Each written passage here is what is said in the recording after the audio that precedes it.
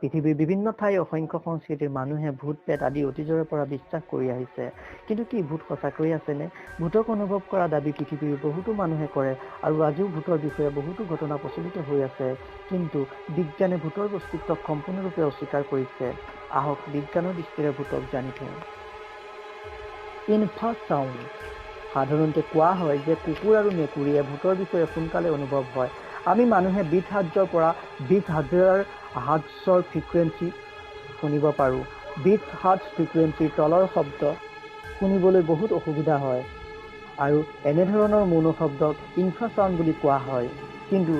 এনেকুৱা মৌন শব্দ কুকুৰ আৰু মেকুৰীৰ দৰে জন্তুৱে বহু সহজতে শুনা পায় ডক্টৰ ৰিচাৰ্ড ভাইছৰ মতে আমি ইনফ্ৰাচাউণ্ডটো শুনিব নোৱাৰোঁ কিন্তু ইয়াৰ তৰংগ পেটৰ ভিতৰত অনুভৱ কৰিব পাৰোঁ আৰু এই তৰংগই আমাৰ মনত নেগেটিভ বা পজিটিভ ফিলিংছ উৎপন্ন কৰে আৰু সেইবাবে যদি কেনেবাকৈ নিজান ঠাই হয় তেতিয়া আমিবোৰে কওঁ যে ইয়াত ভূতৰ ছাই আছে টেম্পাৰেচাৰ এনেকুৱা ভবা হয় যে ভূত থকা ঠাইত হঠাতে ঠাণ্ডা বতাহ বলে আৰু সেই ঠাইত যদি আপুনি কেইফুটমান আগে পিছে যায় তেতিয়া তাপমান পুনৰ সাধাৰণ অৱস্থালৈ আহে এনেকুৱা ঠাইত ভূতৰ ওপৰত অধ্যয়ন কৰা মনোবৈজ্ঞানিকসকলে কোল্ড স্পট বুলি কয় মনোবৈজ্ঞানিকসকলে কোল্ড স্পটৰ বিষয়ে বৈজ্ঞানিকসকলে বিচাৰে বেলেগ বিজ্ঞানে কয় যিকোনো বস্তুৰ লগত তাৰ নিজস্ব তাপমান থাকে আৰু কিছুমান বস্তু আন বস্তুৰ তুলনাত বেছি গৰম হয়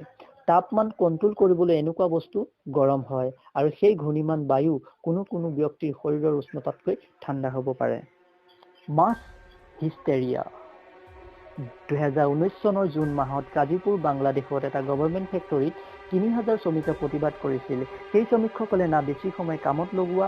বিৰোধ কৰিছিল না দৰমহা বৃদ্ধিৰ প্ৰতিবাদ কৰিছিল আচলতে তাৰ কাৰণটো আছিল লেডিজ টয়লেটৰ এটা অতৃপ্ত আত্মাই এগৰাকী মহিলা শ্ৰমিকৰ ওপৰত হামলা কৰিছিল যাৰ ফলত সকলো শ্ৰমিকৰ মনত ভয়ৰ সৃষ্টি হ'ল আৰু তাত হাংগামাৰ আৰম্ভ হ'ল পৰিস্থিতি শান্ত কৰিবলৈ পুলিচে লাঠি চাৰ্জো কৰিব লগা হ'ল আচলতে সেই শ্ৰমিকসকলে চিঞৰ বাখৰ কৰি পৰিস্থিতি গৰম কৰি তোলাৰ কাৰণ তেওঁলোকে বিচাৰিছিল যাতে ভূতটোক তাৰ পৰা খেদি পঠায় এনেকুৱা একেধৰণৰ এটা ঘটনা পতংগৰ স্কুলত সংঘটিত হৈছিল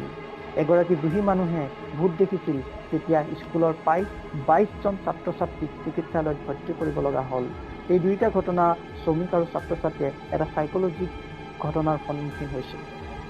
যাক মাছ হিষ্টেৰিয়া বুলি কোৱা হয় যেতিয়া এজনতকৈ অধিক সংখ্যক লোক একে সময়তে কিছুমান দুশ্চিন্তাই আগুৰি ধৰে তেতিয়া সামূহিক ভ্ৰম হয় আৰু সেইবাবে বহু সময়ত মানুহে কোনো বেলেগ বস্তু দেখি তাক ভূত বুলি বিশ্বাস কৰি লয় বন্ধুসকল ভূতক বিশ্বাস কৰা নকৰা সেইটো নিজৰ ব্যক্তিগত কথা বৈজ্ঞানিকসকলে ভূতৰ বিষয়ে কি ভাবে মই এই ভিডিঅ'টোত তাকেহে উপস্থাপন কৰিবলৈ বিচাৰিছোঁ আপুনি বাৰু ভূত বিশ্বাস কৰে নেকি নে ক'ৰবাত দেখা পাইছে নেকি যদি পাইছে কমেণ্টত জনাবচোন থেংক ইউ